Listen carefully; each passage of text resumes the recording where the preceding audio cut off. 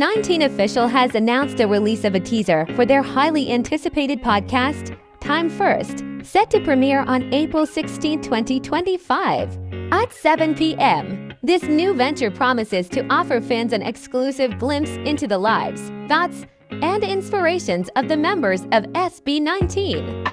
The teaser, which was released on the group's official social media channels, showcases snippets of candid conversations, behind-the-scenes moments, and insights from the members Ken, Pablo, Stell, Justin, and Josh. Fans can expect a blend of humor, heartfelt stories, and enlightening discussions, all aimed at fostering connection and understanding among their listeners.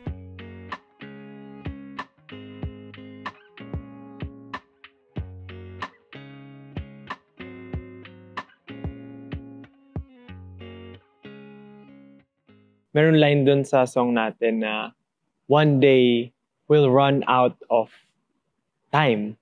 Daw sabi nila 40 is the new 20 sa panahon ngayon.